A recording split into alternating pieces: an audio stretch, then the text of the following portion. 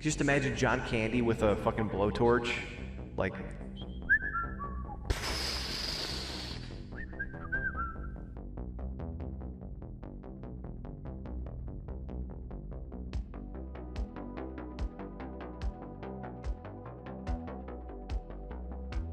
Planes, Trains, and Automobiles, John Hughes classic starring Steve Martin and the late John Candy. Steve Martin is a businessman. He's stuck in New York. He's trying to fly out of New York and get home for Thanksgiving. And flights canceled. All this shit's going on. Chaos is breaking loose.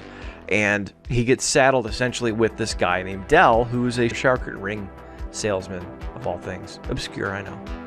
But it just drives him crazy. And those of you who've watched the movie will know what I'm talking about. He's one of the most idiosyncratic, crazy, just grating, grinding people, just a goofy son of a bitch. And Steve Martin's character, Neil, is already crotchety as it is, just trying to get home.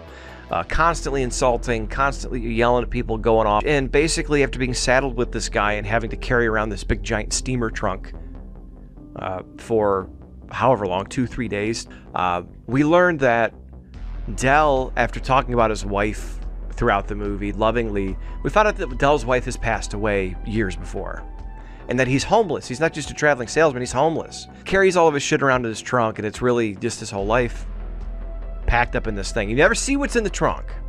Now, to me, I've been watching horror movies a long time. Whenever there's a weird character who's really eccentric, and he carries around this mysterious trunk that no one could ever see inside of it, and if his wife has passed away and the guy's so crazy, I immediately think his wife's in there. She's got to be in there. Is that too much of a stretch? I don't think so. I don't think so. I mean, and it fits in too, because the whole movie he's driving Neil, Steve Martin's character, crazy. I don't know. I've got my own little spin on this. I think Dell drove him crazy on purpose. And I think even Neil says at some point in the movie, like, how you have to be fucking with me. No human being can be this insufferable. And I don't think this is the first time Dell's done it. He finds some unsuspecting asshole. He's insufferable to them. He foists himself upon them. And then just when they're ready to fucking kill him, he drops the truth. My wife's dead. And then they feel bad. They feel sympathy because they've been an asshole to this guy the whole time. And then right at that point, when they invite him in because he's got nowhere to go, if they invite him in and try to help him out, I think that's when he swoops in. Like when Neil brings Dell home and there's Thanksgiving and there's turkey and that's great and they have a nightcap and Neil falls asleep, I think Dell saws his head off.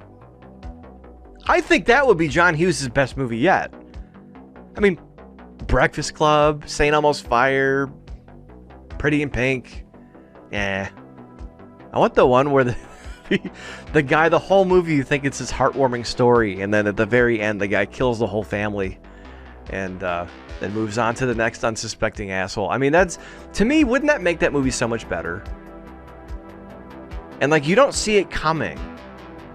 It's like the whole movie, it's nice, it's heartwarming, it's a fucking comedy, and then all of a sudden there's a post-credit scene where Dell's he's got a hacksaw or something, and he's dismembering Neil.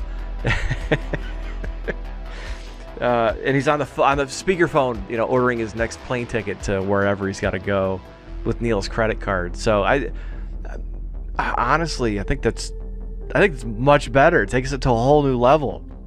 And the most interesting thing too about that is, again, watching the movie, why is he carrying this trunk? Oh, it's his whole life. It's got everything in it. That's all of his sentimental attachments and everything from his life that he's lost. But I think it also is more poignant and more insane to think about Dell's victims potentially carrying around parts of other victims or the remains of Dell's wife. And I'm not saying he killed the wife, but maybe the wife dead and he wigged. And he keeps her tucked away, whatever's left of her, in the trunk. Carries her around, takes her from place to place. Oh, we're going to see the world, honey. And then this other guy comes in. He needs a way to fund his shit. And he's insane. Just imagine John Candy with a fucking blowtorch. Like...